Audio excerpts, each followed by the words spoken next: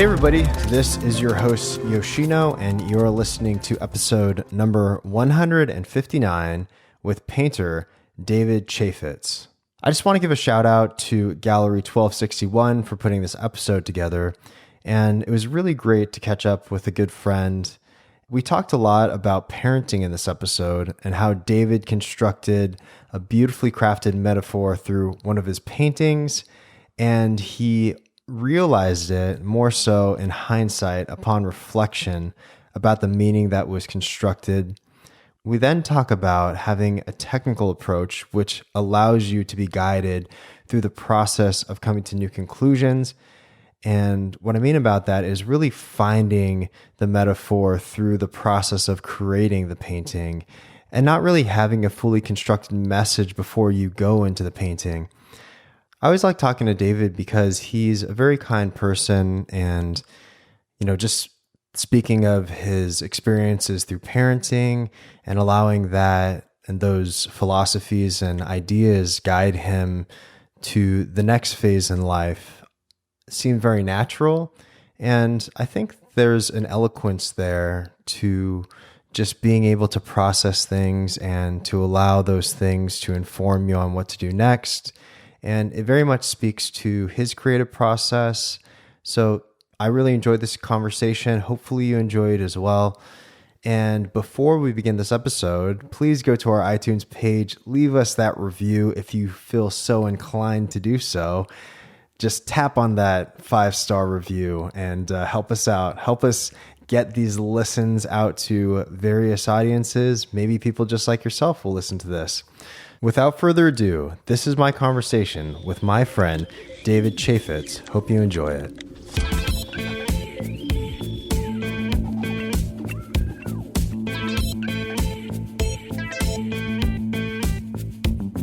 Yeah, thanks for coming on Artist Decoded again. I appreciate it, man. Yeah, thank you for having me. Definitely. How's everything? How are you holding up during this quarantine pandemic? Pretty well. Yeah, I have been feeling very lucky. My wife and I can both continue to work. So yeah, that's really fortunate. And our kids are good and healthy. And we had already made the decision to homeschool them before this happened. And my daughter would have been entering kindergarten at the end of last year. So there's been minimal change, at least compared to many other people, I think. Yeah. I remember talking to you on the phone before this podcast conversation a week ago, and you were also saying how having this downtime has given you a different perspective on your work in general and also what's important in life. And you were saying something to the effect of, that you were going to be teaching a workshop in Italy and that had to get canceled, obviously. But what sort of tidbits of wisdoms, for lack of a better word, have you been thinking about recently in terms of like the importance of art and life, that balance? Yeah, well, what we were talking about earlier, when this happens, when it looks like my workshops were in peril, I actually felt I was surprised at how I felt personally, because I weirdly felt a sense of relief. And I really do like teaching, and traveling to teach has been really fun for me. Pretty rewarding and fulfilling. But yeah, when this happened and some workshops were probably going to be canceled, I felt good, and I was like, well, I guess this means I really want to be home with my kids, which is, I guess, a thing I hadn't realized the full extent of that. And with Italy in particular, and I kind of explained my whole thought process to them, because we technically hadn't had to cancel it yet, because it was going to be in November and things could change before then. But I was probably going to have to be gone, including travel, I was thinking probably 10 days total. And it just felt like it was like it was kind of like an obvious, yeah, like totally. I definitely want to do it. It's a great, it'll be awesome. Who doesn't want to go to Italy and, Totally. and paint there? So throughout my, painting career, I've been pretty quick to say yes to new opportunities as they come, and that instinct has served me really well. But yeah, I realized I really didn't want to be away from my kids for, at least 10 days. Even though it would have been an awesome opportunity and really fun, I just really want to be here with them. So actually, I canceled it. I just wanted that to be clear, so that, they're not really to blame. But Yeah. Oh, what okay. happened? Yeah, what happened is that in a way, I'm glad this realization came when it did, because it's far enough out, that I think they can adapt, and they had been really awesome and super nice about it. So, but I am sorry for the people who had really wanted to go to that. But who knows in the future?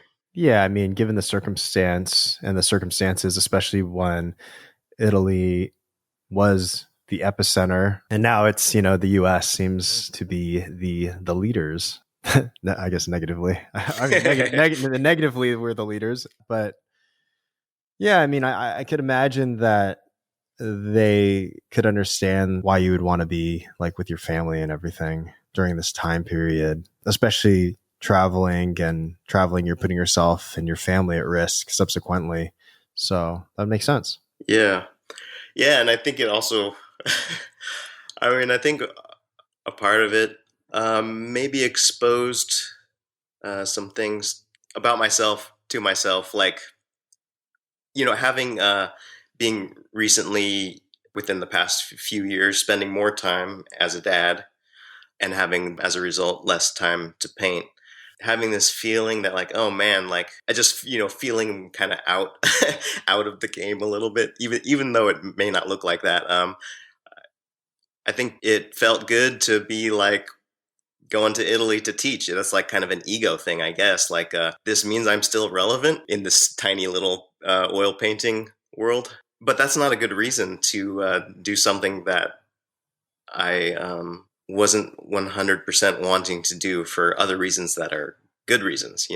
Yeah, that was interesting. I was like, wow, yeah, I, yeah, I don't know. It was interesting.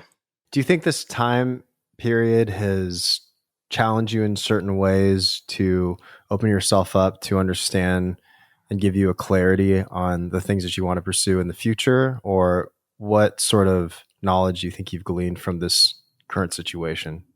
Really, in terms of my practice of painting and my attitude about it, not much has changed. I'm still kind of just slowly but steadily producing paintings. I mean, this pandemic has more influenced how I feel about my family life, my home life, my personal life, social life, stuff like that. But the painting, it's weird. Mhm. Not so much. That's kind of remained a constant. In terms of subject matter, what do you think draws you to paint certain subject matter? Are you interested in improving technical approaches? Is it a more personal thing? Is it less personal in your Mm. work? What would you say? Well, actually, circling back to what you were just asking previously, I think maybe a part of the reason why the pandemic hasn't affected my feelings about painting that much is probably because of the way I practice art. Like, I think for some people it's a way to express ideas and philosophies or deeper ideas. Whereas I've kind of always felt that personally as an artist, I don't feel obligated to send a certain message. I Mm. don't feel like I'm making it to communicate an idea to someone else, which might sound stupid to many other artists that I respect, but I I've always just done it because I enjoy the process, the visual, actual process of painting. Yeah. And sometimes, like, an idea or emotion will get wrapped up into that, and that will come out in the painting. Hmm. But I guess I never plan, rarely plan for paintings that are based on a narrative or an idea that I feel like I need to communicate, if Mm. that makes sense. Definitely. So, yeah, so that's probably why my thoughts about painting haven't changed. Yeah, Mhm. but in terms of subject matter, I do approach everything at first very visually. So whether it's still life or cityscape or portrait or figure, it kind of is all, in a way, it's kind of all the same to me, in that my initial spark of an idea is completely visual or technical idea, and Mhm. then it will grow from that.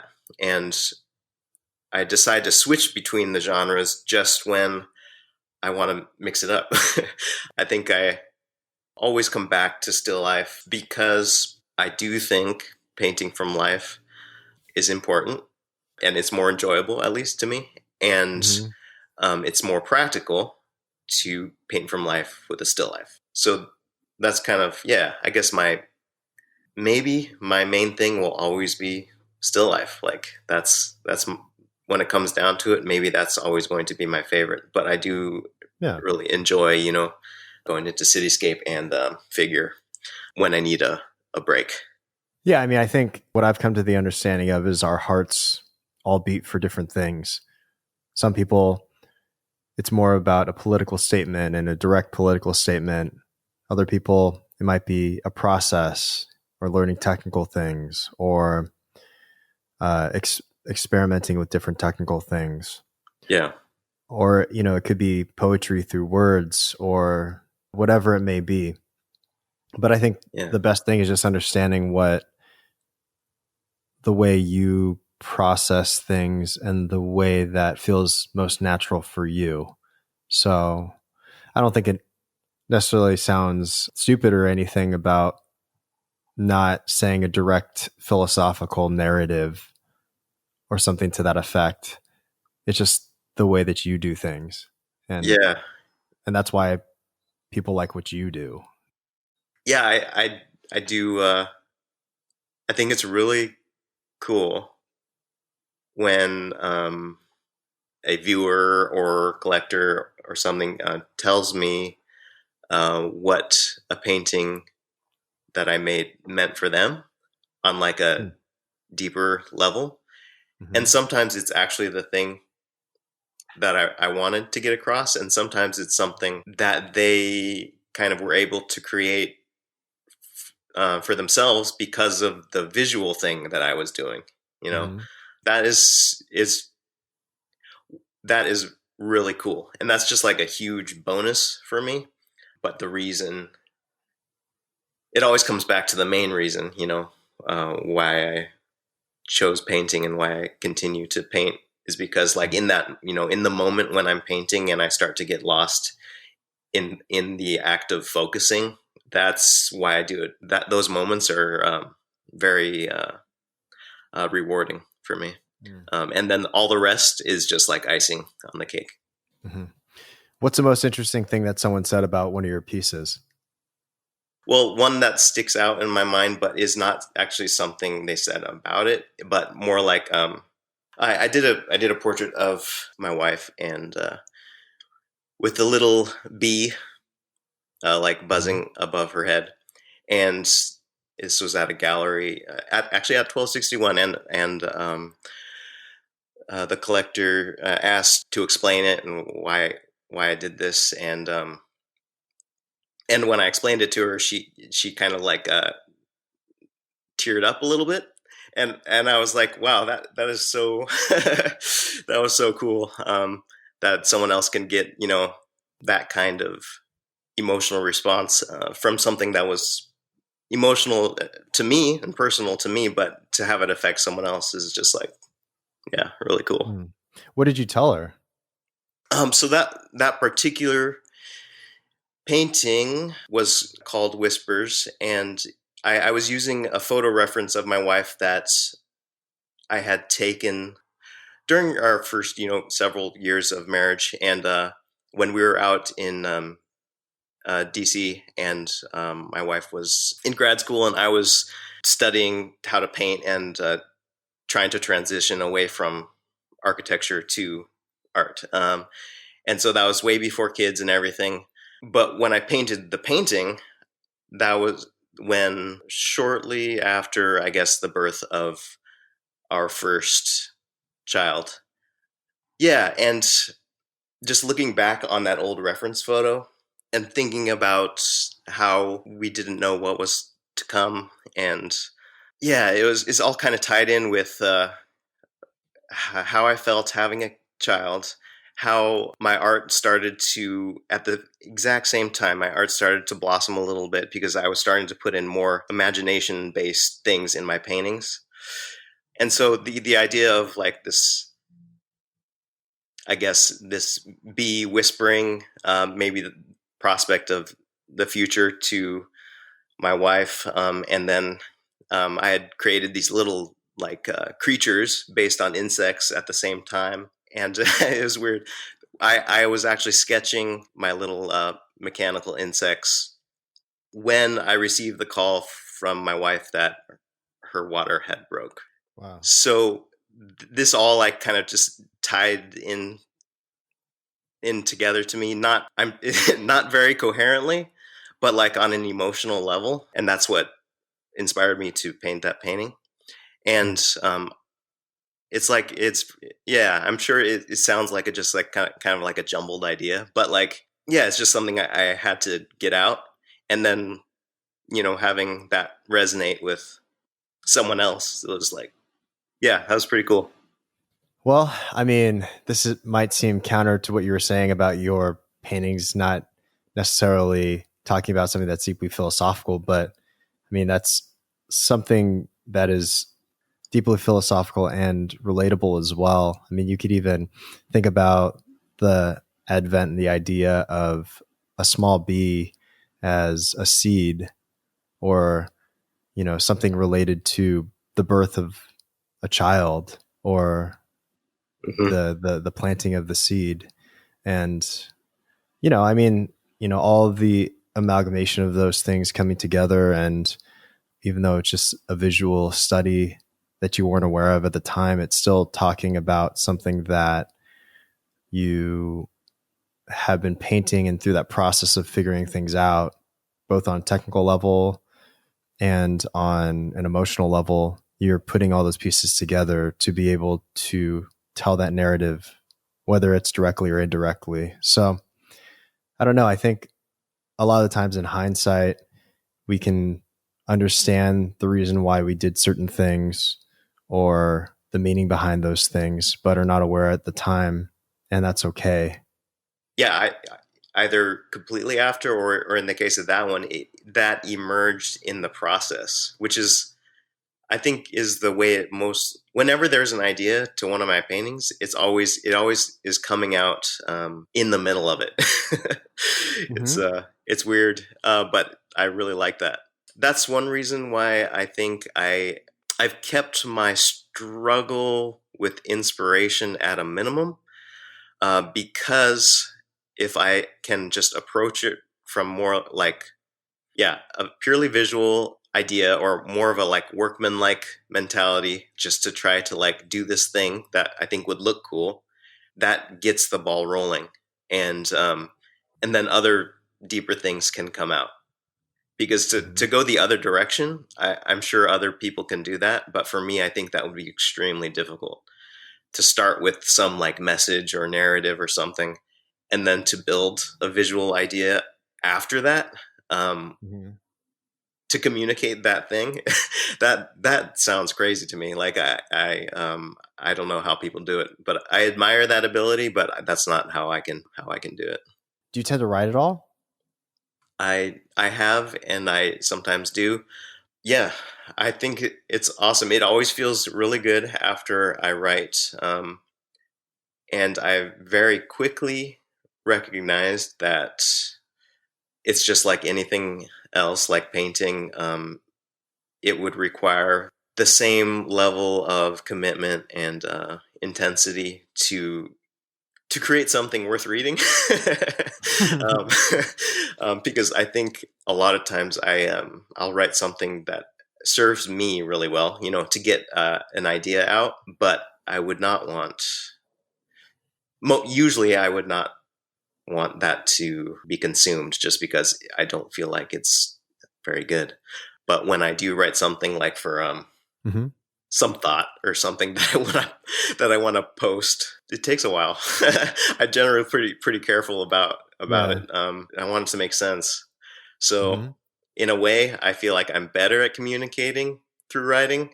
Like right now, I'm like right as I talk to you, it seems like it's probably going to just sound like incoherent madness to everyone else.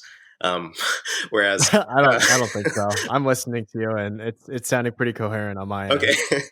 okay, we're okay. Well, that's good. Well, I just don't consider myself very eloquent, but if I can sit down and like edit and re-edit and think and then rethink, then I feel like I can be more eloquent in writing. But Well, I mean, it sounds like your approach to writing. You know, I was I was watching, I believe, an interview on David Foster Wallace, the writer, and he was saying something to the effect of, when he has his own space, he can be articulate and he can come up with certain ideas and thoughts that might seem eloquent to other people. And when he's in these interviews, he just seems so nervous and anxious, and a lot of his insecurities are coming out in these interviews. And not saying that this is for you necessarily, but I'm comparing that. I'm comparing yeah, that idea of being able to write on your own in conjunction with like being able to paint on your own. You can take your time, you can articulate an idea, and it takes practice to be able to eloquently articulate that idea. mm-hmm. And, like anything, it just takes practice. Art takes practice. To be an artist is about practice. Depending on, it doesn't even depend actually on the sort of level at which you articulate things. Some people can relate with it more if you worked out certain problems and it's something that people can relate to. But I mean, it's all about the practice of creating artwork, whether that's through writing or painting or whatever it may be. Yeah, totally. I agree. I've been enjoying your little snippets. Actually, there was one this morning that I liked. You wrote a little thing about death. Yeah. Or your fear of death, or your non-fear of death. But yeah, Mm-hmm. I've been enjoying it. I just wanted to say that. I just wanted to say that. Yeah, thanks, man. I I appreciate. Yeah. Oh, thanks, man. Yeah, I appreciate that. I mean, a lot of the times with my writing, and I've been practicing in earnest writing for the past, I don't know, maybe like 4 years, mm-hmm. and a lot of it to me is just this idea of healing and healing from past traumas and Mm-hmm. or things that I've been thinking about on a philosophical level. And I just realized that a lot of the times in my own head, I'm trying to work out problems or actively trying to work out an idea or something that I had a conversation about someone mm-hmm. with, whether I was right or wrong, or if that even matters, if who is right or who is wrong, and how like simplistic and complicated things are. And yeah, I don't know. It's kind of remixing a lot of different philosophies that I've heard and then trying to internalize that and spit out my own perspective on it. And that's what I enjoy about writing and why I think I'll be writing till I'm dead. Essentially. Yeah, that's cool. Yeah. I mean, not the death part, but yeah, that's cool. Yeah. I mean, it's just, it's just having things in your toolbox. And I think that's just all these varying mediums. The more that you practice on them, the more that you can actually have something tangible whatever that is. Mm-hmm. So Yeah. yeah. But going back to, your kids, I think just the idea of having kids, a lot of people, when you talk about, well, I mean, I'm just kind of generalizing, but a lot of people find new purpose with having kids that they didn't realize, but have been told through other people that, oh, you'll find a new purpose for living in life through having kids. And do you think that you found that purpose, like a new sense of being from having kids? Or what is your perspective on that? Yeah, definitely. And it's still in progress. Like, I think, I don't want to generalize, but maybe it's a thing with fathers in particular that the connection with the child might not be immediate like it is with the mother. It might, I'm just generalizing, but it might take, Yeah. over time, a couple years, it grows, it grows, it grows. And that's how I felt. And like, yeah, my kids are, I just feel like they become more amazing every day, all the time. And it has definitely changed the amount of love that you can give and receive. I Mm-hmm. think increases in a big way.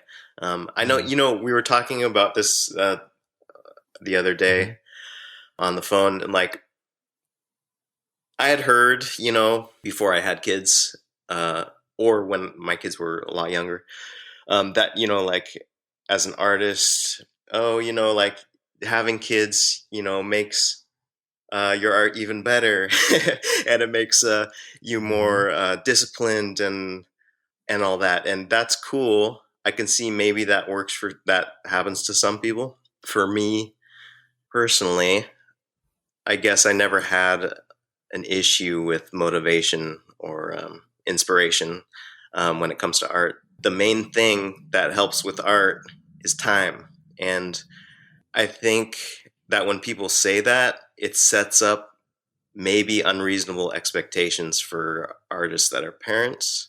Because I feel that if you do have kids, in some ways it is at odds with your art because art requires time. Time is like the biggest factor in being creative. And Mm-hmm. so when you have kids, everything will become slower. Your evolution as an artist will become slower. You'll have less time to do your art, less time to practice, less time to evolve. Yeah, it's just like your art will suffer, but what you get in return is immeasurable. So I don't think having kids is for everyone, although I would encourage it, of course. But I can see, like, I feel like I've been made a lot better by having kids, and I always wanted to have kids. But I could see someone else when confronted with the impact on their art might not benefit and might not become a better artist and might not be a good parent. So I think Mm-hmm. people should Totally. really like soul search, and make that Mm-hmm. calculus, I guess. Your art Yeah. will suffer. Now Mm-hmm. it remains to be seen. Maybe years later, I'll realize that I'm full of shit right now, and that actually, they were right. It does like make everything. It does make my art, better. Yeah, I don't know what I'm saying. Yeah. No, I get what you're saying. Yeah, I think like, you already said it. Having kids will affect your art practice because it takes time, but what you get in return is so much greater. And I feel like, and I say I feel like because I don't have the experience of actually having a child, Mhm. I feel like having a kid or having kids will challenge your ego, and it'll challenge what you find to be important. And that's not necessarily a bad thing. I mean, today I was going on a hike and, relatively an easy hike, more so just walking. And then I saw these two mothers and they both had babies strapped to the front of their chest, and their legs were just dangling there. One of the babies is asleep, and the little chubby legs were just bouncing around everywhere. And I was just thinking how cute that was. And what I was also thinking of is, just this idea of kids getting older and learning new things and understanding what flowers are and understanding, or what we have labeled as flowers to be. and just understanding like little things in life. And it just kind of reminded me of when I was a kid and I was in elementary school, and a fig dropped to the ground, and the next day I see this fig on the ground and it's consumed by little maggots. And I was looking at that, and I'm like, what are those? Like, what the heck are those things? And, it's just like, I feel like, which draws me to my question. It's, have you seen certain things in your children that they're figuring out for the first time, but something that you have already known, and you're just like, oh yeah, that's just kind of common knowledge, but this is like a new, profound learning experience for this child, which is beautiful. Yeah, I think yes, that exact thing happens all the time. And in a way, I think sometimes it can even help you forgive yourself for certain things. What do you mean? Like when a kid is confronted with a new situation that's uncomfortable. So I remember this. It was a few years ago. My daughter was just a toddler at the time, and she it was a social situation, and she didn't get in there, she was too shy. She held back, and I could feel it. I felt uncomfortable for her. And then I realized that it was affecting me because that's something that I had felt in myself when I was younger, and that it always bothered me, that I was like so shy or reserved, or it was hard to get into things. But then I was like, well, of course, like this is the first time she's like been in this situation. Of course that's, how she's going to act. And I didn't blame her. And then I was like, well, I should also be forgiving to myself too. I mean, because I was just a little kid too. So like, just stuff like that clarifies some things. Yeah. Yeah. That's interesting.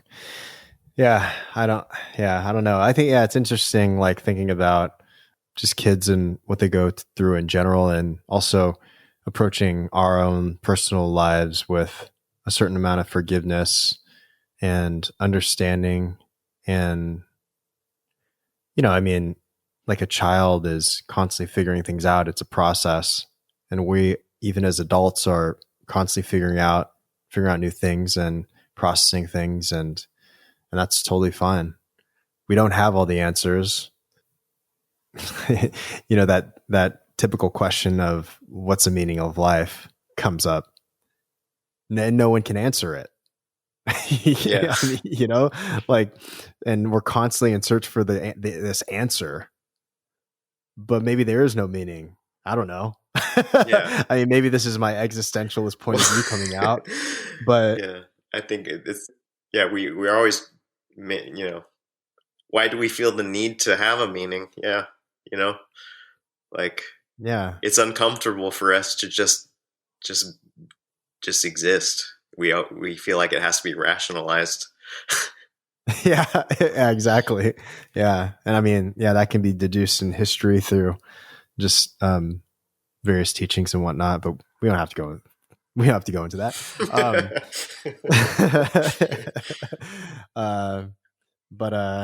Just read some philosophy books, people. We don't have the answers. No, I'm not qualified to talk about these things. yeah, exactly.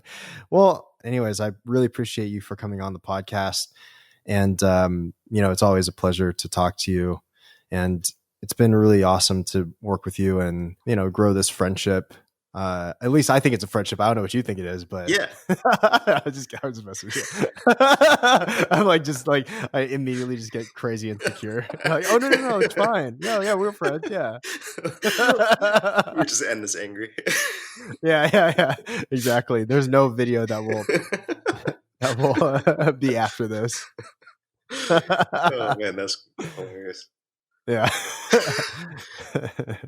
Thanks for coming on to Arts Decoded, and I always appreciate hearing your insights, man. Yeah, thanks a lot for having me on. I really enjoy it, and yeah, I hope things I said made sense. You hope things are said. I love that, man.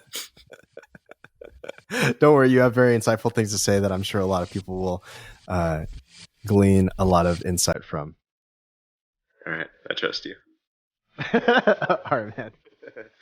All right, I'll talk to you on Zoom. All right, sounds good. All right. All right. Bye. Bye.